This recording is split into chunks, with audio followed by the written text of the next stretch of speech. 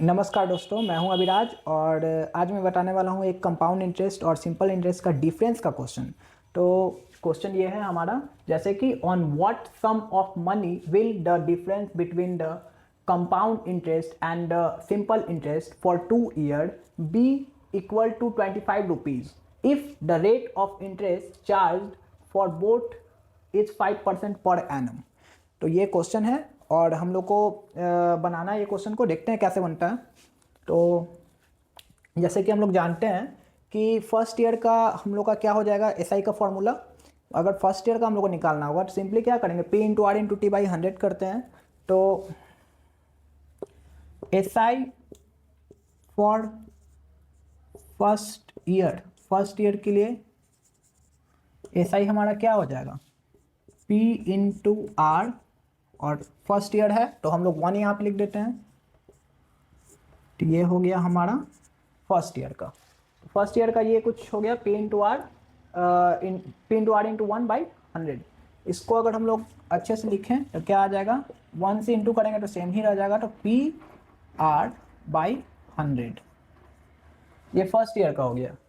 अब second year का निकालने के लिए हम लोग जानते हैं कि जो एसआई होता है वो मतलब सेम ही होता है सेकेंड ईयर में भी, कंपाउंड इंटरेस्ट में बढ़ता है। बट इसमें यहाँ पे हम लोग देख रहे हैं कि पी आर बाई 100 है, तो इसको सेकेंड ईयर का हम लोग निकालते हैं। सेकेंड ईयर का निकालने के लिए सिंपली फॉर सेकेंड ईयर भी सेम ही हो जाएगा, S I for second year equal to P into R into 1/100।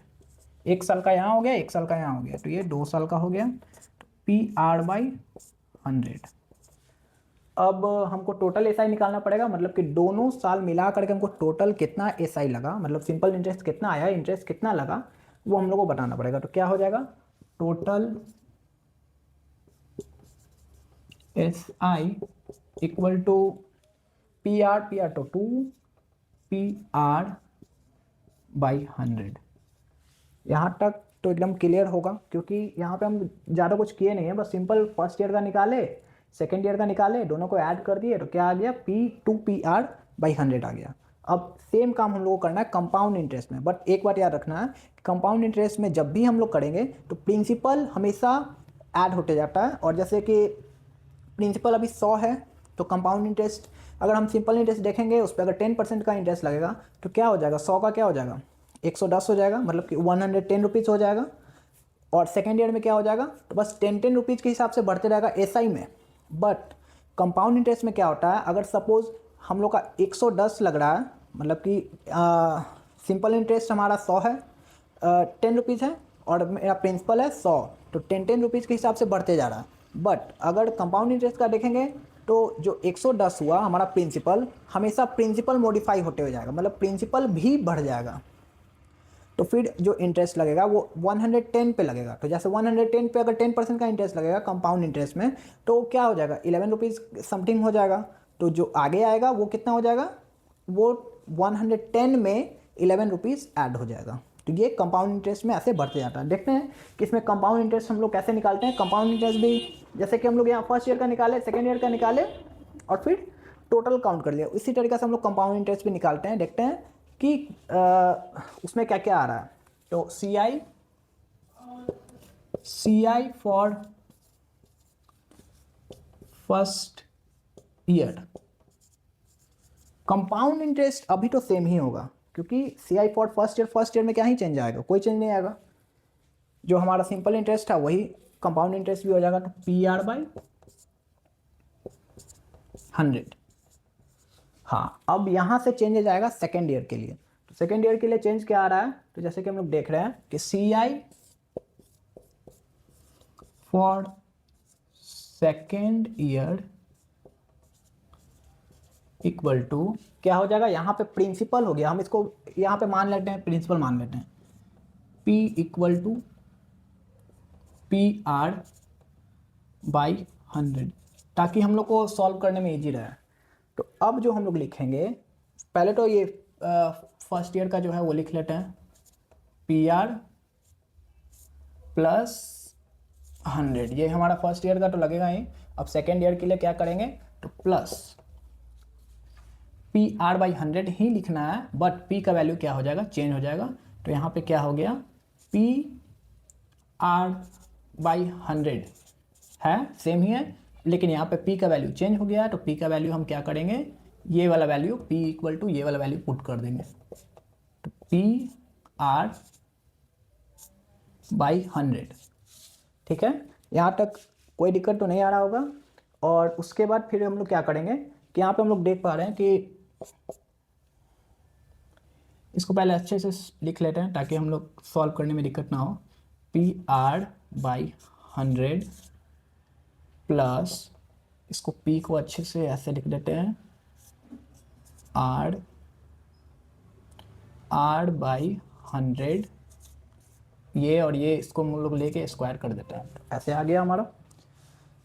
यहाँ पे हम लोग सिंप्लीफाई करके देख लिए हैं क्या आ गया, P R by 100 plus p into R by 100 square. अब इसी फॉर्मूला को उठाएंगे और पहले इसको हम लोग इक्वेशन मान लेते हैं, इक्वेशन 1, और इसको इक्वेशन 2। अब हम लोग आगे सॉल्व करते हैं। आगे सॉल्व करने के लिए अब तो जगह नहीं है बोर्ड पे, तो मुझे इरेज करना पड़ेगा। मैं इरेज करता हूँ और उसके बाद फिर हम आगे देखते हैं कि आगे इक्वेशन को, ये इक्वेशन को हम लोग यूज़ कैसे करते हैं, ठीक है। तो देखते हैं हम लोग आगे यूज़ कैसे करते हैं। तो चलिए, अब मैं लिख लिया ये दोनों इक्वेशन। यहाँ पे फर्स्ट इक्वेशन मेरा ये था 2pr बाई 100 जो कि टोटल SI है, और सेकेंड इक्वेशन हमारा ये था जो कि सेकेंड ईयर का हमारा CI है। हमारा सेकेंड ईयर का CI निकल गया। अब हम लोग को क्या है, टोटल CI निकालना है। टोटल CI निकालने के लिए क्या करेंगे, फर्स्ट ईयर का जो हमारा CI था PR बाई 100, उसके साथ क्या करेंगे, सेकेंड ईयर का CI ऐड कर देंगे। तो सेकेंड ईयर का CI ये था, यहाँ पे ये दोनों ऐड कर दिए। अब हम लोग आगे सॉल्व करेंगे। हम लोग जानते हैं कि डिफरेंस का फॉर्मूला क्या होता है कि डिफरेंस इक्वल टू क्या हो जाता है, CI compound interest minus SI simple interest. इसको हम लोग इक्वेशन 3 लिख देते हैं ताकि इजी वे में सॉल्व हो जाए। हाँ ठीक है। तो यहाँ पे हम लोग कौन सा इक्वेशन करेंगे, थर्ड इक्वेशन को माइनस करेंगे सेकेंड इक्वेशन से।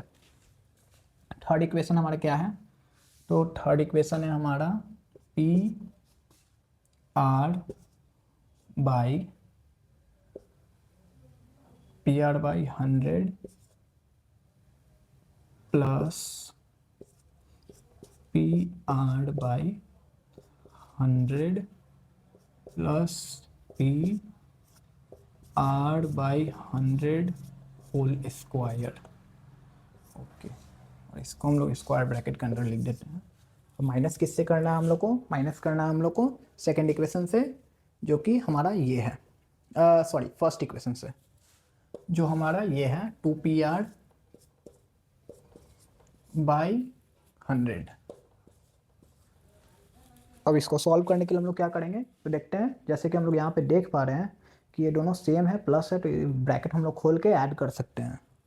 तो ब्रैकेट खोल लेते हैं और ऐड कर लेते हैं। तो क्या हो गया, पी आर बाई 100 क्या हो जाएगा, 2pr बाई 100।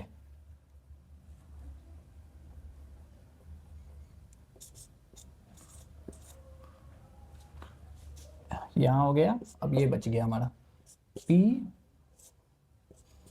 आर बाई 100 का होल स्क्वायर, ये बच गया। और हमारा क्या बच गया, ये square bracket as it is लिख देते हैं, माइनस 2pr बाई 100। यहाँ पे हम लोग देख रहे हैं कि 2pr by 100 minus 2pr by 100 यहाँ से यहाँ कैंसिल हो जा रहा है। ब्रैकेट का तो कोई मतलब है नहीं क्योंकि प्लस माइनस है, इंटू तो है नहीं। अगर इंटू रहता तो हम लोग सोचते थोड़ा भी। अच्छा, तो यहाँ से कैंसिल कर दे रहे हैं, तो ये और ये कैंसिल हो गया। तो बच हमारा क्या गया, बस हमारा बच गया ये पी आर बाई 100 का होल स्क्वायर, ये हमारा बच गया। अब हम लोग क्या करेंगे कि सिंपली बस इसको सॉल्व कर देना। इसको सॉल्व करने के लिए क्या करेंगे, देख लेते हैं, जो वैल्यू है उसको वैल्यू पुट करेंगे। जैसे कि डिफरेंस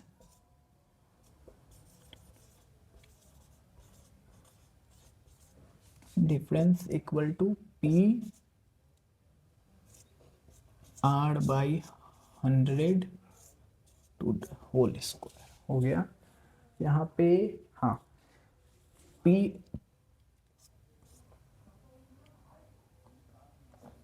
हम एज इट इज रहने देते हैं, और आर जो है वो हमारा क्या है, कितना है आर, 5% है, तो यहाँ 5 लिख देते हैं।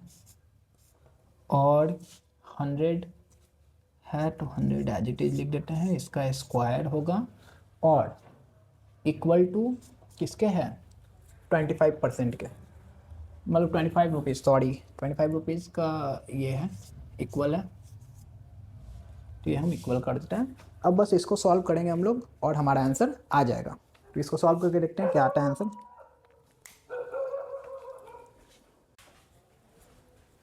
जैसा कि मैंने ये वाला इक्वेशन नोट डाउन कर दिया है, और अब हम लोग सॉल्व करते हैं ये इक्वेशन को। तो इसके लिए हम लोग क्या करेंगे, P और R का क्या है वैल्यू, हमारा रेट है 5%, तो 5 यहाँ पे लिख दिए हैं, 100 का 100 एज इट इज़ हम लोग लिख देंगे, स्क्वायर 25, ठीक है। अब इसको सॉल्व करने के लिए 5 का स्क्वायर करेंगे तो क्या आ जाएगा, 25 आ जाएगा,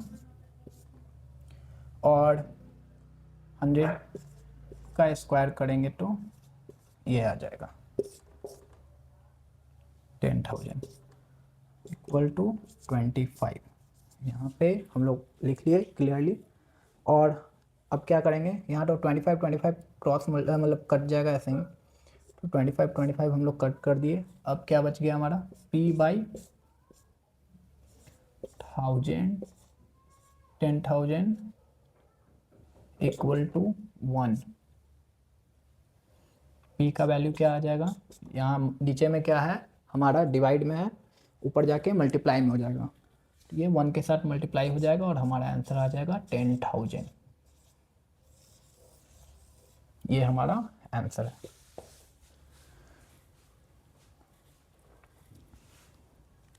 आई होप आप लोगों को ये वीडियो अच्छा लगा होगा और आप लोग का डाउट क्लियर हुआ होगा। अगर डाउट क्लियर नहीं हुआ तो आप कमेंट कर सकते हैं, मैं आपको फिर से एक्सप्लेन कर दूंगा। और बने रहिए मेरे चैनल पे, और जो डाउट आए आप लोग को कमेंट में करिए। मैं हर वीडियो में बोलता हूँ कि मेरे वीडियो में कमेंट किया कीजिए, जो भी डाउट आ रहा है मैं ज़रूर सॉल्व करूँगा और ज़रूर आपके डाउट पे ध्यान दूँगा। चलिए, थैंक यू सो मच।